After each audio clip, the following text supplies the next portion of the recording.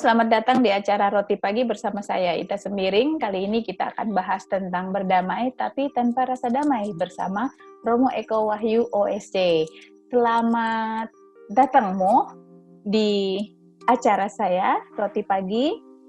Dan terima kasih udah bersedia menemani saya untuk membahas tema tema yang lagi in banget ya. Kita itu belakangan ini kan kita diminta untuk berdamai dengan situasi. Tapi situasinya sendiri tidak membuat kita merasa damai. Jadi gimana tuh mau menyikapinya? Benar, bagus ya. Jadi saya melihat virus ini, wabah COVID-19 ini seperti sosok pemangsa yang tidak bisa diduga. Mengendap-endap, siap menerkam siapapun tanpa pandang bulu, langsung bisa mematikan. Karena belum ada penangkalnya tentunya. Dan situasi semacam ini bagi seseorang, beberapa orang mungkin membuat takut, gelisah, bingung, dan tidak tahu harus berbuat apa. Ya. Percis seperti tadi Mbak Ita katakan, ini situasi yang tidak bisa membuat hati kita damai, tenang. Ya, tapi kita disuruh berdamai. Mbak Ita, kalau Mbak Ita ingat, nah itu, kalau kita ingat situasi ini persis yang terjadi dengan para rasul. Kalau Mbak Ita pernah membaca kitab suci, semoga saya harapkan membaca kitab suci. Pernah, Mo. Pada suatu ketika pernah. Itu dia itu. Ya, jujur. Pokoknya, ya. Ya, betul. Berimanlah ya. Iya. Dalam Injil Yohanes bab 20 ayat 19 dikatakan seperti ini.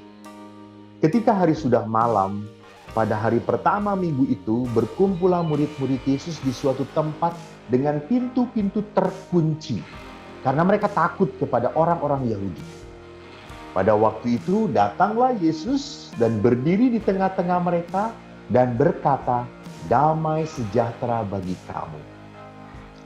Lihat, situasi ini, ketakutan membuat mereka lockdown, diam di rumah. Mereka tidak tahu apa yang harus mereka perbuat. Tetapi tiba-tiba Yesus datang dengan kata yang tadi diharapkan oleh Mbak Ita, damai sejahtera bagi kamu. Gimana mungkin gitu ya? Mikir, bener atau tidak? Kalau kita akan berkata, mikir, gimana bisa damai? Keluar mati, guru saya juga mati gitu ya. Sama, ini juga gitu. Kita jalan-jalan, kena virus, bawa ke rumah, sekeluarga habis.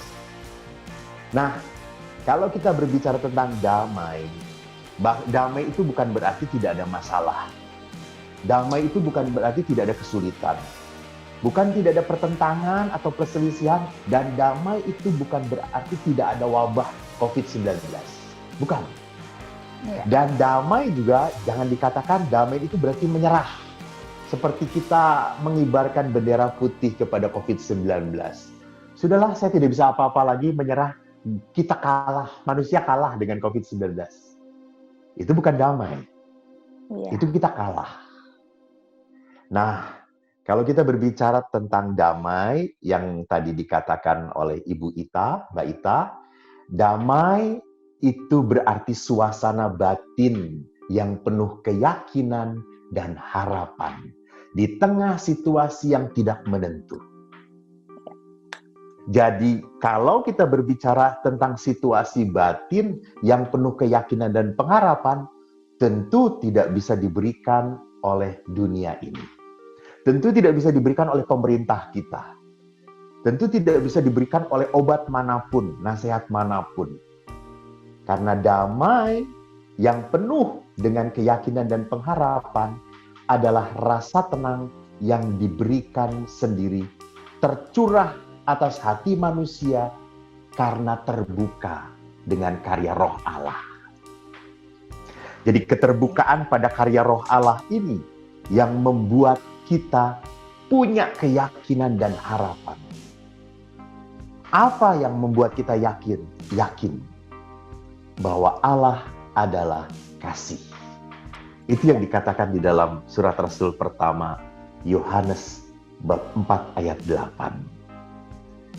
Jadi, kalau kita mendengarkan suara yang di atas, itu kita membuka channel pintu berkat dari Tuhan. dan keyakinan Allah adalah kasih akan membuka pintu harapan pada kita. Kita bisa berharap bahwa wabah ini akan dapat kita hadapi. Damai itu membuat kita berani menerima wabah ini sebagai bagian hidup kita. Seperti Yesus merangkul salib, bukan menolak, bukan melawan, bukan berkata, biarlah piala ini berlalu daripadaku. Tidak. Tapi berkata, piala ini akan menjadi bagian hidupku. Jadi sama, wabah COVID-19 ini pun akan menjadi bagian hidupku. Inilah situasi perdamaian yang menuntut kita mempunyai pola hidup yang baru. Jadi pola hidup yang baru yang harus kita belajar beradaptasi. Jadi di sini Mbak Ita, saya mau mengatakan bahwa beriman itu jangan nekat. Nekat itu karena kita percaya pada Tuhan, labrak semua aturan. Namanya juga percaya pada Tuhan, Tuhan itu baik toh, Tuhan pasti menyelamatkan. Jujur, itu bukan iman, itu merusak. Tidak hanya merusak diri kita, merusak orang-orang yang kita sayang, merusak komunitas kita, merusak rasa aman bagi masyarakat kita. Jadi rupanya kalau kita mau menerima COVID-19 ini, kita perlu pertobatan. Tidak menjadi manusia yang lama lagi, yang hidup seenaknya, tetapi menjadi manusia dengan hidup gaya baru. Maka menarik apa yang dikatakan oleh Bapak Presiden kita, bahwa new normal ini adalah tata kehidupan baru. Betul toh? Tata kehidupan baru. Saya tertarik untuk pembicaraan ini mengatakan bahwa tata kehidupan baru beriman seperti apa yang harus kita buat. Kita kan tidak bisa ke gereja lagi untuk saat ini. Kita tidak bisa merayakan iman di dalam gedung.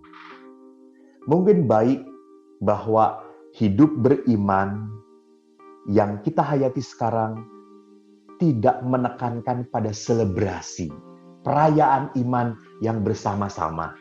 Dalam tata peribadatan yang massal, yang rapi, semua hadir. Bukan. Sekarang itu kita memasuki era baru, memasuki tata hidup beriman yang baru. Bagaimana kita lebih menekankan kepada makna, penghayatan. Lebih melihat ibadat sebagai saat perjumpaan yang menyentuh antara yang ilahi dan yang insani. Perjumpaan yang tidak hanya menumbuhkan rasa damai dan sukacita, tetapi membuahkan tindakan kasih kepada sesama. Itulah tata hidup baru beriman di dalam konteks COVID-19 ini. Oke, jadi sebetulnya simple ya, Mo, setelah saya dengar apa yang Romo sampaikan simple. Tapi yang bikin rumit, sederhana. Yang bikin rumit sebetulnya jadi diskusi di luaran sana yang nggak bisa menerima. Kalau saya tadi dengar dari Romo, kita tuh yang bikin kita berdamai bukan situasinya, tapi diri kita sendiri, kembali lagi ke diri kita sendiri gitu. Betul, batin kita. Jadi ini saat bagi kita untuk menata batin. Baik bahwa acara Mbak ini roti pagi adalah mengawali kehidupan, adalah saat kita mengawali kehidupan dengan menata batin. Biasanya kan kita serba terburu-buru. Sekarang kita justru cooling down, tenang, relax, lebih menghayati setiap perjalanan hidup kita. Seperti pertanyaan Romo yang menggelitik tadi gitu ya, baca kitab suci kan gitu ya. Terus artinya tersinggung ya. Enggak sih, Mo, seneng banget gitu. Jujur aja sejak berebaknya pandemi ini, saya punya waktu yang banyak sekali pagi-pagi untuk ikut misa di mana yang ada jam 6 begitu ya. Bukan mau sok religius. Walaupun misalnya bagi saya atau sebagian orang saking nggak ada pilihan gitu ya. Artinya kan kita mencoba menata hati kita. Baca berita tentang penyakit ini kita makin nggak damai. Nah, Benar. akhirnya mencari kan, kita kan mencari sesuatu yang bisa menghapus dahaga nih, gitu ya. Iya, Nah, benar. jadi emang akhirnya ya kitab suci saya itu kusut juga. Syukur pada Iya, Allah. sebelumnya kan sangat rapi, itu Ya, dari benar. kado dari waktu di altar, depan altar janji pernikahan itu kan Oh kitab my sucinya. goodness. Iya, kejujuran itu mahal Mo, tapi ya saya jujur membuat saya happy gitu. Ya, Nah jadi akhirnya keluar juga ya. betul, sekarang stabilonya udah penuh, Amin. Good, good, kertasnya good. iya kertasnya udah kusut dan selalu Syukur. mencari dan ketika di grup-grup WA juga baik teman-teman kuliah, teman-teman SMP, SMA, grup mana aja tuh kita tuh pernah sampai berdebat ngapain kita berdamai dengan COVID? Itu dia tuh jahat gitu. Lah, kalau kamu jahatin dia akan lebih jahat kata saya. Malah saya ditertawakan gitu ya. Nah, Oke, tapi oke. makanya saya tergelitik nih. Kayaknya ketemu Romo Eko bisa nih kita berdamai. Dan ternyata nggak salah. Jadi simple banget Ya, dari kitanya benar. ya, Mo gitu. Benar. Jadi kita harus membuat tata kehidupan yang baru untuk kita sendiri. Kita menata itu bukan berarti dulu kan kita mungkin banyak menata penampilan kita, banyak menata materinya gitu ya. Sekarang adalah saat untuk menata batin. Ini Memang aja, berontak sih ya, ingin ya, keluar, ingin kesana kesini gitu ya. betul. Di situ bahwa seringkali batin kita liar. Ya. Disitulah pentingnya ini menjadi sebuah saat bagi kita untuk tadi memasuki lebih lagi kepada penghayatan. Bahwa perjumpaan dengan Allah, entah itu di dalam ibadah, entah itu di dalam gereja atau apapun, bentuk apapun, akan kehilangan maknanya kalau kita hanya berhenti di ritual. Ritual. Kita harus sungguh menjadikan ritual itu sebagai sebuah perjumpaan yang intim saya dengan Allah. Maka disitulah letaknya damai itu akan tercurah dalam diri kita. Oke. Iya, kalimatnya mungkin terdengar berdamai dengan COVID, berdamai dengan situasi, mungkin terlihat tidak sederhana ya ketika kita dituntut untuk melakukan sesuatu yang sebetulnya bertentangan banget dengan hati kita, dengan apa yang kita rasakan. Tapi ternyata setelah apa yang Romo sampaikan tadi, keintiman kita dengan Tuhan, apa yang ada. Jadi kita bukan fokusnya bukan ke situasinya lagi ya, jadi ke dalam diri. Iya. Ya, dan hidup betul jadi lebih simple. Hidup jadi Benar. lebih sederhana dengan berharap sih dengan new normal nanti hidup jadi lebih simple. Ini aja lipstick kepake karena mau Zoom sama Romo nih. Bedak semua jadi awet mau gitu. Amin. Iya, keluar mau pakai lipstick kena bercak nih maskernya kan. Itu dia. Nah, iya, hidup jadi lebih murah biayanya begitu ya. Jadi mungkin kalau boleh saya simpulkan dari apa yang Romo sampaikan tadi ya tinggal kita menyikapinya bagaimana dan nggak perlu membangun kegelisahan sendiri, tidak perlu membangun kecemasan sendiri begitu. Benar, setuju sekali. Ya, ada pesan singkatmu buat kita semua supaya makin berdamai lagi? Baik, jadi saudara-saudaraku jangan lupa kita ini adalah makhluk kepunyaan Tuhan. Kapanpun kita akan kembali kepada Tuhan. Maka kalau kita tidak menimba kekuatan dari Tuhan, dari siapa lagi? Dan Allah yang kita dekati, yang kita miliki adalah Allah yang selalu membuka tangannya untuk kita. Maka dekaplah Tuhan, ambillah kekuatan dari Allah. Itu yang harus kita alami demi kedamaian di saat ini. Itu saja. Ya, oke. Romo Eko, terima kasih banyak. Sekarang saya lebih paham lagi bagaimana berdamai dengan situasi yang sangat terasa tidak damai. Amin. Kuncinya sederhana, kembali kepada kita dan teman-teman sekalian yang mendengarkan saya dan Romo Eko. Mudah-mudahan roti pagi kita bisa menjadi santapan yang mengenyangkan secara rohani sebelum kita akan menyantap roti yang sesungguhnya. Iya, betul.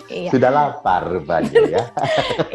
Romo, terima kasih banyak. Sama-sama, sampai ketemu Mbak Ita. lagi. Oke, Tuhan berkati semuanya. Terima kasih, Mo. Terima kasih.